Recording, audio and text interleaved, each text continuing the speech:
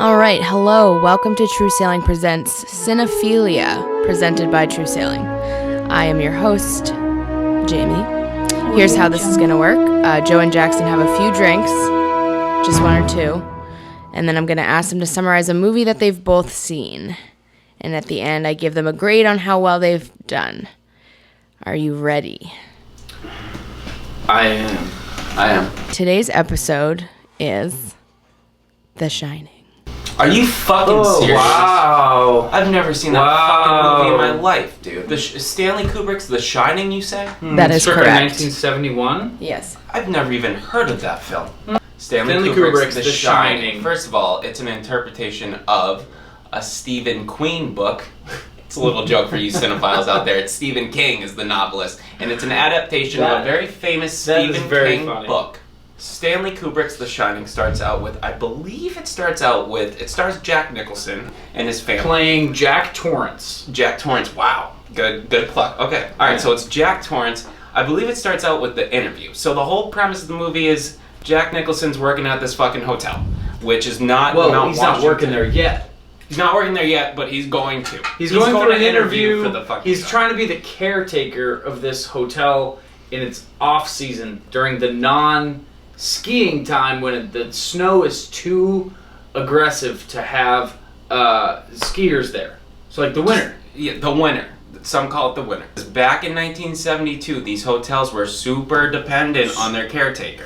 You couldn't leave a hotel out of season without a competent caretaker. So Jack Nicholson says, I'm going to bring my fucking family, I'm going to load them in the fucking station wagon, and we're going to this fucking interview, and I'm going to caretake for this fucking hotel. He's at the interview, and the guy's like, do you drink alcohol? And Jack Nicholson's like, no, I haven't drank alcohol in 2 weeks. Same. And the guy's like, do you have psychosis? Do you suffer from any other mental illnesses? And Jack Nicholson's like, no, I haven't fucking killed anyone in like 2 weeks since the last time I drank fucking alcohol, dude. And they say to him like, by the way, okay, sounds like you're great for the job. One last little piece of we gotta let you know is that there was a murder here. And one of the caretakers, he got a little carried away, he killed his wife, killed his kids, stacked them up in the back room and made him look pretty, and then he killed himself. Terrible. Not a big deal, but it's something you probably should know about. He ran amok and he killed his family with an axe.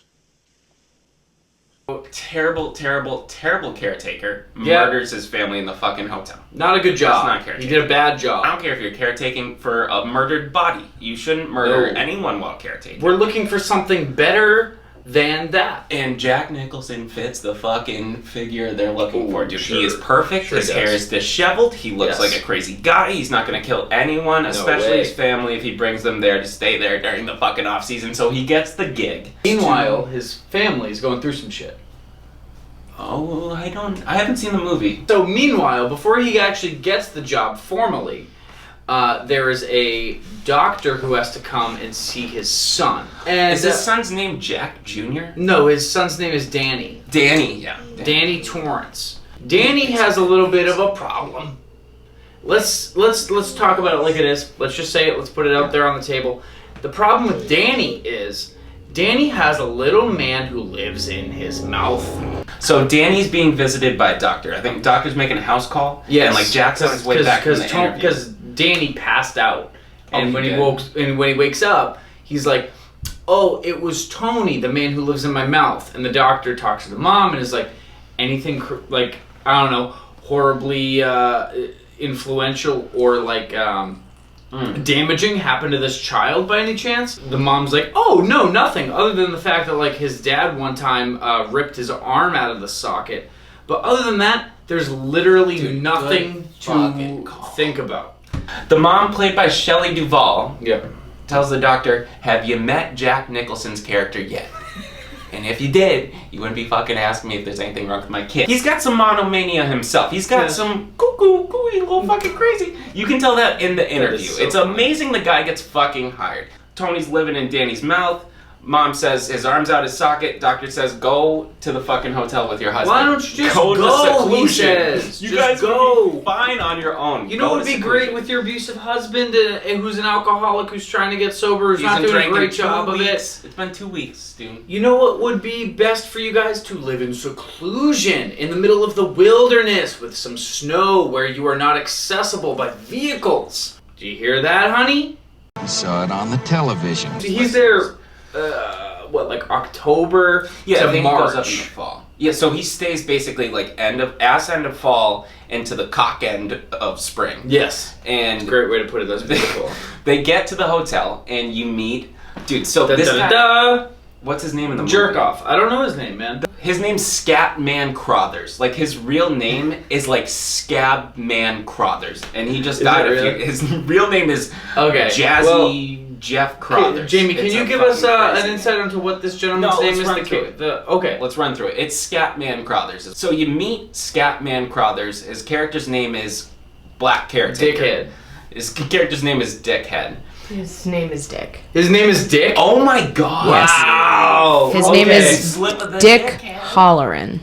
Dick Halloran. Scatman Crothers is the His actor. name's Scatman Crothers? And Correct. what is his actual formal position? Okay, yep, keep going. Let's just run through. He's I'm gonna guess he's the caretaker. He's like the on-season caretaker. Yeah, the He's like on-season caretaker. He's the head chef of the hotel. So they get there and chef. they meet the head chef, Scatman Crothers, playing Dickhead Halloran. And you can tell right off the bat that Mr. Halloran and little Danny Boy, they have something going on. Something unspoken, something almost supernatural going on. They keep looking at each other, they're making intense eye contact. It's fleeting, but it's understood. There's something going on between Dickhead and little Danny Boy. And there's a moment where we, the viewer, actually have this incredible, based on Kubrick's intervention between character and viewer. It's not a surprise that he comes to us with yet another bridge between character and viewer, audience member. We're participating in the film. We're an active member of things that are not visible to characters, which is just a beautiful representation of what Kubrick is really about, which is bringing to light things that necessarily wouldn't be. So what he brings to our attention is what's happening in The Shining? What? They can communicate silently. It's not just body language. Through thoughts. Is that telepathy? What is their disease? What is their condition? Telecommunication. Telecommunication is like phones and shit. Yeah. They have telepathy would be moving shit. No, that's telekinesis. Telepathy would be talking. Telepaths. You're right. Paths. Yeah, so telepaths. They're in the kitchen of this hotel, and there's a bunch of fucking canned goods, like it was the goddamn Swiss Army. It's almost as if they need to feed people for a whole winter. It's shit that doesn't biodegrade. Non-bio.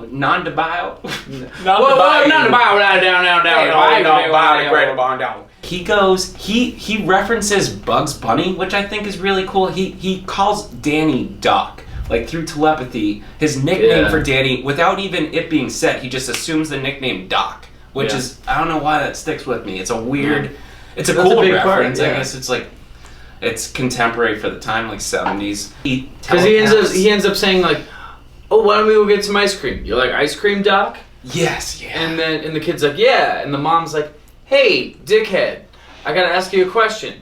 How'd you know I call my son Doc? Oh my god, that's and he's like, oh, did I call him Doc? I didn't even realize. Oh, must have just been a thought I had. Must have just been the fact that me and your son are communicating telepathically.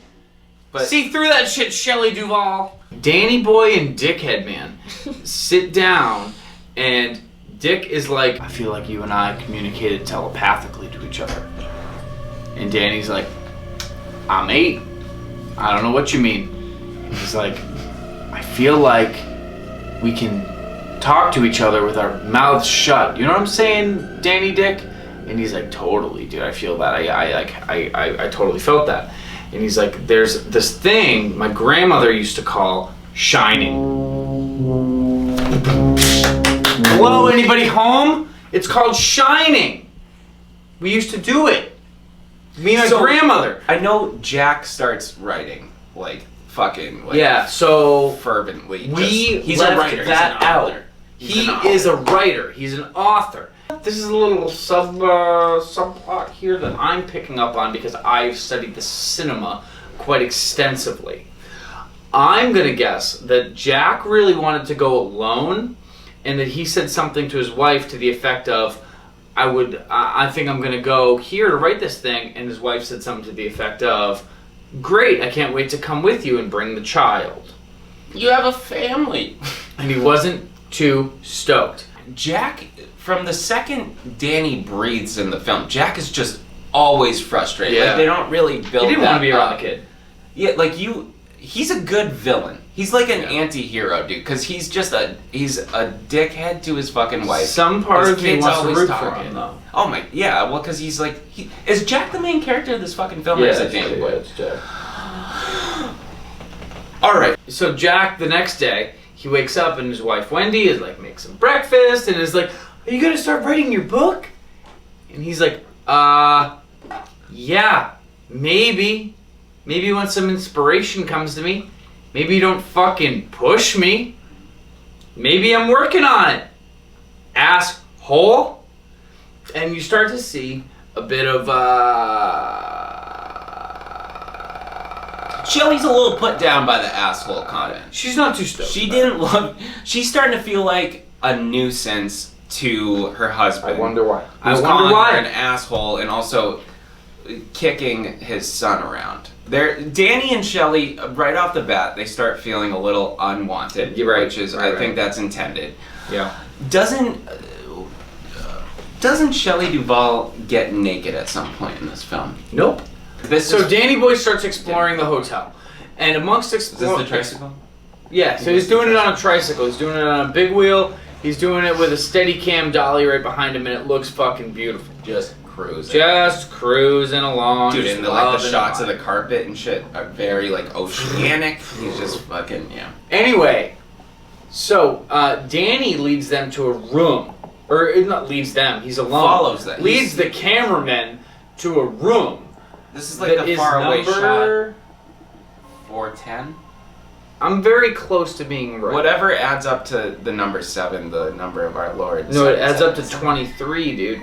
Does it really? It adds up to 23. Dude. Now, do you I know a lot Jim about the Carrey number 23. naked in this film? Because I could have sworn I've seen him. What you naked. do see is a lot of eye-opening shit that you may not have seen if you didn't see the goddamn movie, the number 23. The dickhead said, absolutely do not go to room 237. Some bad shit happened in there. That's where that guy killed himself and the wife, and I told you about that, so don't go there. Which is what you tell a child. Hey, no matter what you do, don't do this. Dickhead, That have you works. ever worked with a fucking child before? Have you Oh, ever it's a shined lot. with a fucking shining child? First of all, he's shining, so you can't A. lie to him. You're not gonna hide shit, let alone a hotel room. No. Secondly, B. even if he was a dim-witted child, you don't tell them what you don't want them to do. You go in 237, Danny, and fucking have a party. And you'd be like, oh, that's fucking lame.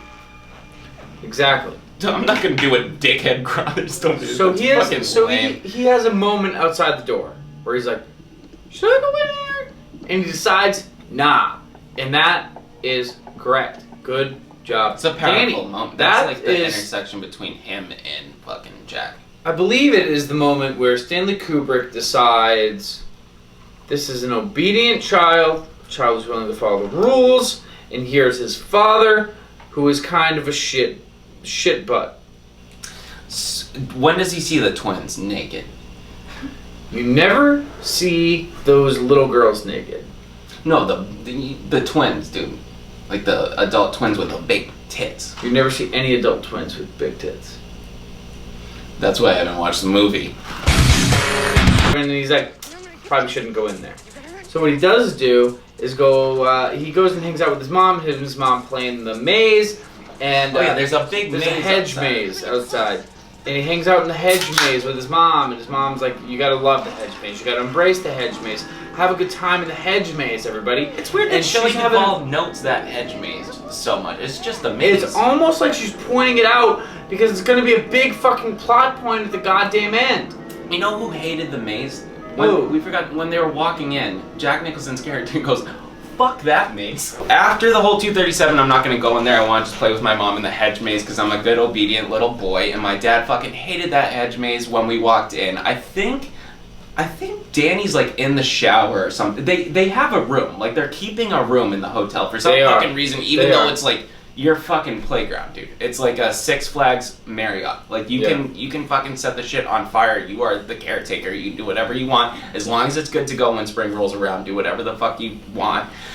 I think Shelly around this time, I think Wendy addresses Jack and is like, so Danny like took his tricycle around the hotel and he was like sitting in front of room 237 for a while, and Dickhead Crothers was like telling him not to go in there, and I think he's getting a little bored because we went through the hedge maze and he's like, I love you, Mom, and I love this hedge maze, but now there's nothing left to fucking do. And isn't she like, maybe you should take him to play baseball or something, Jack? I remember a scene where Jack is like, fuck him. And Wendy, fuck Dan.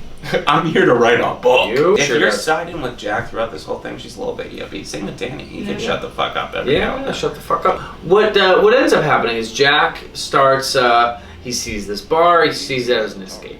So what he does is he goes there and he starts to imagine it as if it was full.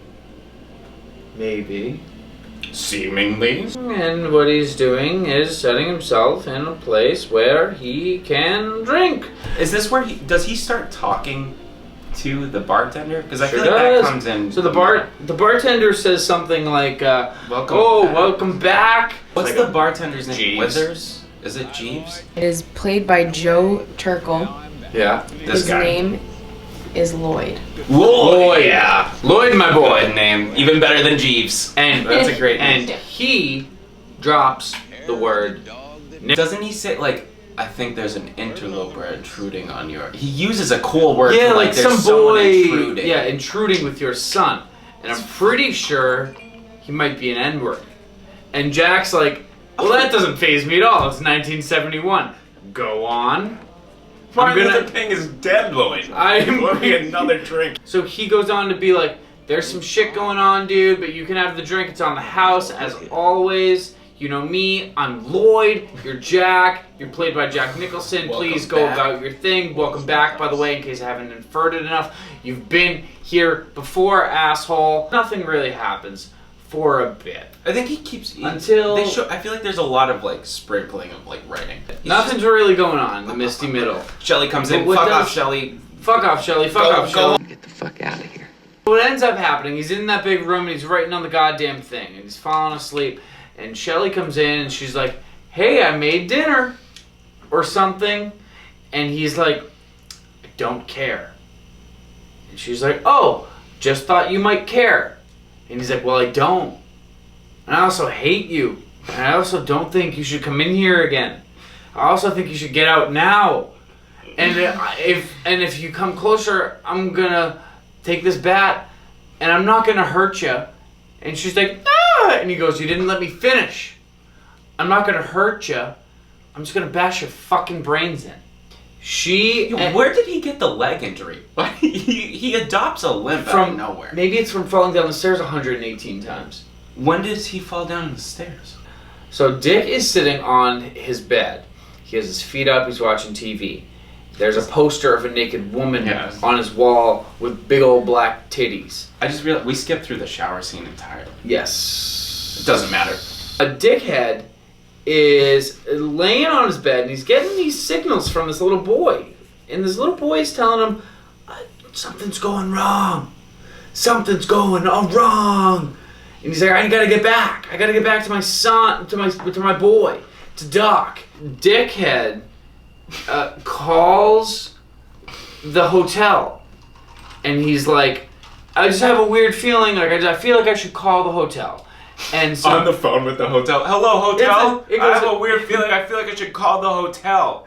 The local radio operator or phone operator or like National Guard or the goddamn Boy Scouts. It's somebody who's wearing a khaki shirt, which can only be a very few select amount of people. What does end up happening is Dick Halloran, also known as Dick Halloran.